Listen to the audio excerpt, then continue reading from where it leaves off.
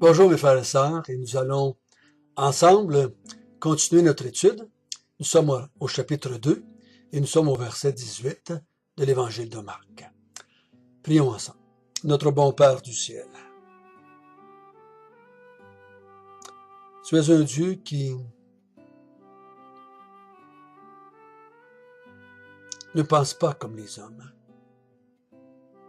Tu dis une place dans ta parole que les pensées des êtres humains sont aussi loin des tiennes que les étoiles sont éloignées de la terre. L'homme ne pense pas comme son Créateur, parce que l'homme est pécheur. Et nous te remercions, Seigneur, que tu es venu à travers les hommes pour nous parler, à travers des Moïse, des Abraham, à travers des Élie, des Isaïe, à travers surtout de Jésus, qui nous a instruits de ta parole. Tu nous as dit dans les jours passés que tu es venu enseigner les paroles de Dieu, que tu es venu annoncer l'évangile de Dieu, la bonne nouvelle de Dieu. Donc ce que tu nous dis, ça vient de Dieu, afin qu'on pense comme toi, qu'on voit la vie comme toi, qu'on voit le monde comme toi, qu'on voit le plan du monde, l'histoire du monde comme toi. Instruis-nous. C'est notre désir profond, encore une fois ce matin. Amen. Nous avons vu, dans le chapitre 2, le pouvoir spécial de Jésus de pardonner les péchés. Et nous avons vu aussi que Jésus était un médecin spécial, mais qui guérissait spirituellement les gens. Ceux qui étaient des pécheurs, et les guérit du fait qu'ils sont pécheurs. Donc, il est un pécheur spirituel qui va exercer son pouvoir, son talent de médecin sur les pécheurs. Et non pas sur ceux qui se considèrent justes ou qui n'ont pas besoin de médecin. Ce matin, nous allons voir une autre vérité. La tendance de tous les mouvements religieux, c'est d'ajouter des choses à ce que Dieu a dit, ou d'enlever des fois. Mais on a tendance à ajouter. Et dans nos expériences humaines, si on veut avoir quelque chose de quelqu'un, on a tendance à faire quelque chose pour avoir de l'autre ce que nous voulons avoir. Qu'est-ce que la jeune fille est prête à faire pour qu'un garçon lui demande de sortir avec? Ou qu'est-ce qu'un garçon est prêt à faire pour que la jeune fille accepte sa demande de sortir avec lui? Qu'est-ce que les parents sont prêts à faire pour que les enfants puissent obéir? Ou qu'est-ce que les enfants sont prêts à faire pour avoir de leurs parents ce qu'ils voudraient avoir? Qu'est-ce que les politiciens vont faire pour avoir le vote qu'ils veulent de la société? Hein? Toutes sortes de choses. Et quand on arrive dans les mouvements religieux, encore une fois, on voudrait des choses de Dieu. Et on a tendance à vouloir faire quelque chose, donner quelque chose, pour que Dieu réponde à la demande de l'adepte de la religion, peu importe laquelle.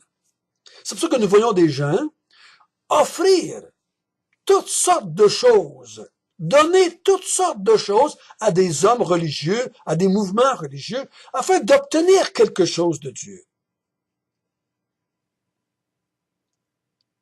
Nous voyons les gens se priver des fois de quelque chose pour pouvoir obtenir quelque chose de Dieu. On va voir même des gens qui vont se faire souffrir pour obtenir de leur Dieu ce qu'ils voudraient avoir. C'est pour ça que tous les mouvements religieux vont faire de quoi pendant leur vivant afin de pouvoir être acceptés de Dieu quand ils vont mourir. Pour que Dieu les accepte dans leur royaume. dans son royaume, excusez. Donc, avec ce principe-là, avec cette façon que nous avons été élevés, avec cette pensée qui est omniprésente dans la société, il faut faire attention, nous, en tant que chrétiens, que quand on va dans la présence de Dieu, qu'on n'approche pas Dieu de cette façon-là.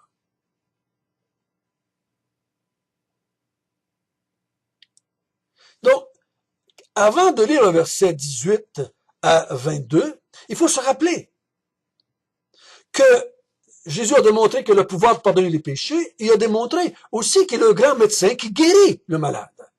Donc, en m'approchant de Dieu, je ne dois pas oublier que j'ai été pardonné de mes péchés. Il ne faut pas que j'oublie quand je me présente devant Dieu que j'ai été guéri par la puissance de Dieu. Donc, je suis plus quelqu'un qui va aller faire de quoi ou donner de quoi pour être guéri. Je ne vais pas aller faire de quoi ou faire pénitence ou faire des actes de contrition ou de prière pour être pardonné. Je m'approche de Dieu en tant que croyant, sachant que j'ai été pardonné, sachant que j'ai été guéri. Par la grâce de Dieu, par la puissance de Dieu, sans rien donner, sans rien offrir. Si j'ai rien donné pour devenir chrétien, si j'ai rien offert pour être pardonné, je ne devrais pas penser que maintenant, étant chrétien, que je dois faire de quoi pour être exaucé dans mes prières. Vous allez voir pourquoi je parle de ça ce matin. Nous allons lire verset 18 du chapitre 2. Les disciples de Jean et les pharisiens jeûnaient et ils vinrent dire à Jésus, pourquoi les disciples de Jean et ceux des pharisiens jeûnent-ils, tandis que tes disciples ne jeûnent point? Jésus leur répondit, les amis de l'époux peuvent-ils jeûner pendant que l'époux est avec eux? Aussi longtemps qu'ils ont avec eux l'époux. Ils ne peuvent jeûner. Les jours viendront où l'époux leur sera enlevé. Alors ils jeûneront à ce jour-là. Personne ne coud une pièce de drap neuf à un vieil habit. Autrement, la pièce du drap neuf emporterait une partie du vieux. Et la déchirure serait pire. Et personne ne met du vin nouveau dans les vieilles outres. Autrement, le vin fait rompre les outres, et le vin et les outres sont perdus. Mais il faut mettre le vin nouveau dans des outres neuves. Donc, si on se met dans la situation, les disciples de Jean, donc ça veut dire qu'il y a des gens qui étaient devenus disciples de Jean. Je crois que probablement qu'à ce moment-là, Jean est décédé. C'est ce que je pense. Ce que nous sommes rendus dans l'histoire, je crois qu'il est décédé. Malgré qu'on va parler du décès de Jean dans le chapitre 6 de Marc, je crois qu'il est mort à ce moment-ci, mais on va rapporter sa mort dans le chapitre 6. Donc, je crois qu'il est mort.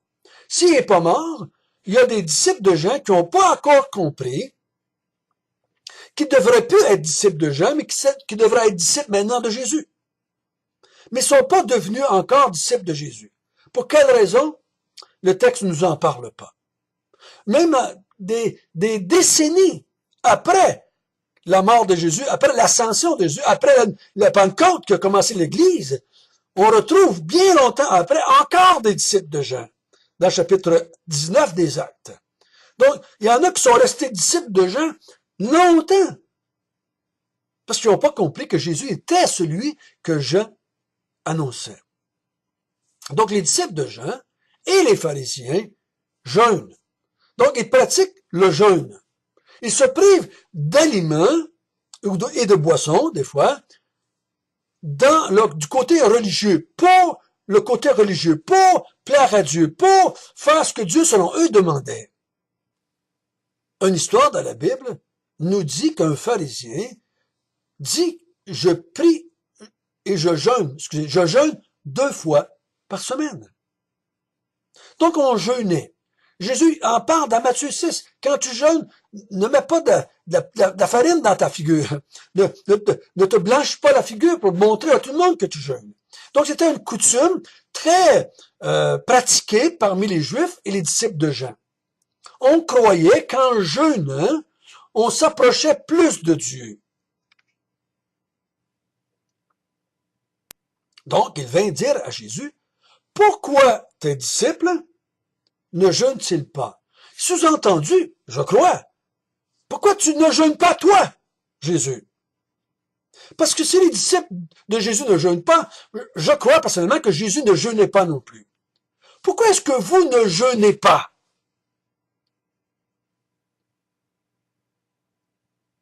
Pourquoi est-ce que vous rejetez la tradition? Pourquoi vous rejetez l'enseignement des disciples de Jean ou de Jean et des pharisiens? Pourquoi vous ne jeûnez pas?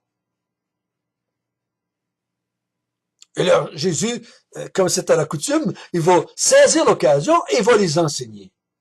Il va prendre quelque chose de très quotidien, quelque chose de très culturel, et il va leur faire comprendre une vérité. Il dit, quand vous allez aux noces, est-ce que vous allez aux noces, puis vous allez jeûner pendant les noces, pendant le repas des noces, pendant le banquet des noces? Est-ce que vous allez arriver là et vous dire, ah, je viens, mais moi, je ne pourrais pas manger, je jeûne présentement. Vous allez dire, ben non. Quand tu t'en vas aux noces, tu t'en vas pour faire la fête avec les mariés, pour te réjouir avec eux.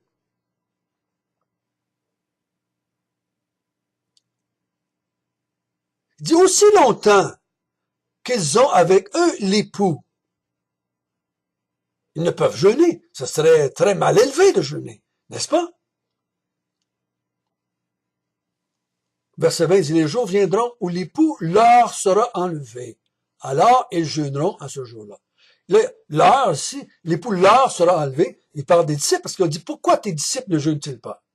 Il dit, il y aura un moment donné où est-ce qu'ils vont jeûner. C'est le moment où est-ce que l'époux leur sera enlevé. À ce moment-là, ils vont jeûner. Donc Jésus dit, tant aussi longtemps que l'époux est avec les convives, c'est pas le temps de jeûner. Il y aura un moment où ce que l'époux, ici dans l'histoire, on est obligé de conclure que c'est Jésus, l'époux va leur être enlevé, et à ce moment-là, ils jeûneront.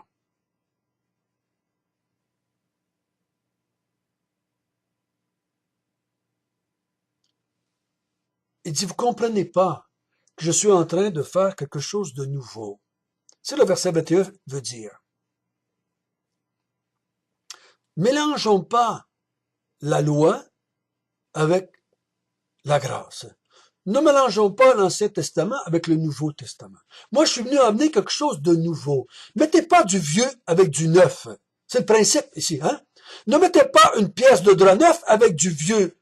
Parce que la pièce de drap neuf, elle, quand elle va avoir cousu cela après la vieille pièce de linge, la pièce de drap neuf va rétrécir. Elle va réagir. Et en rétrécissant, elle va déchirer le vieil habit.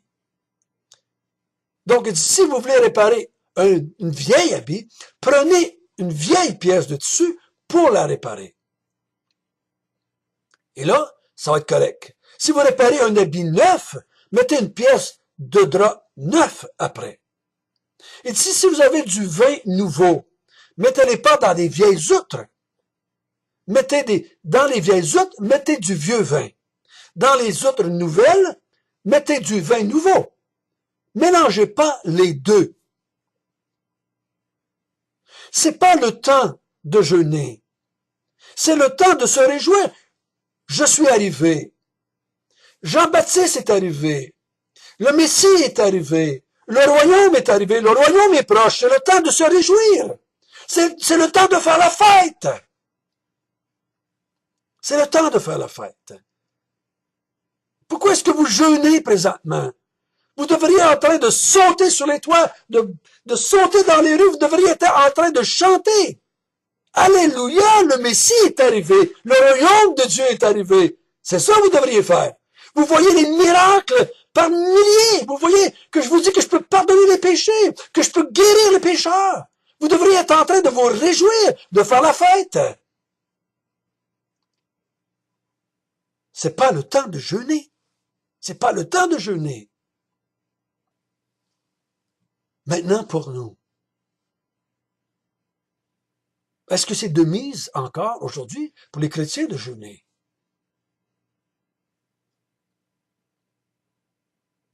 Est-ce que c'est le temps de jeûner? Est-ce que c'est le temps? Parce que le jeûne, le vrai jeûne de l'Ancien Testament, c'était un jeûne parce qu'on était triste de nos péchés. Si c'est ça, on ne devrait plus jeûner jamais, parce qu'on a été pardonné. Tous nos péchés sont pardonnés. Nous avons été guéris par le grand médecin. Donc, je ne pourrais pas jeûner et d'être triste sur mon péché parce qu'il a été pardonné mon péché. J'ai été guéri de mon péché.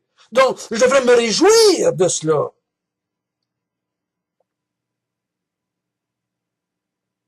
Je ne devais pas jeûner parce que Jésus est parti, il a été enlevé. Non, il est revenu. Le consolateur est en moi. L'Esprit de Dieu est en moi. Jésus a dit, je vais faire ma maison. Moi et le Père, nous allons habiter en vous. Jésus n'est pas parti.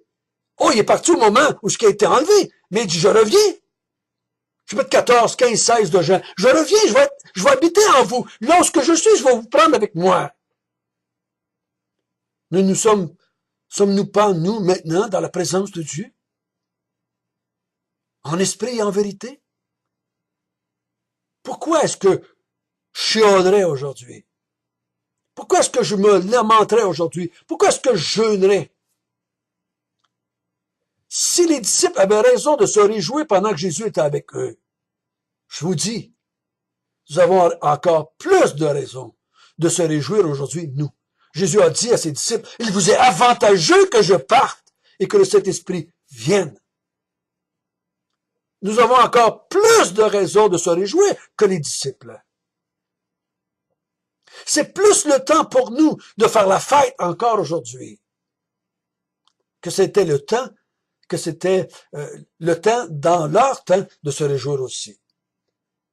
Les chrétiens sont plus privilégiés maintenant que dans le temps des disciples. Dieu habite en nous. L'Esprit de Dieu est en nous.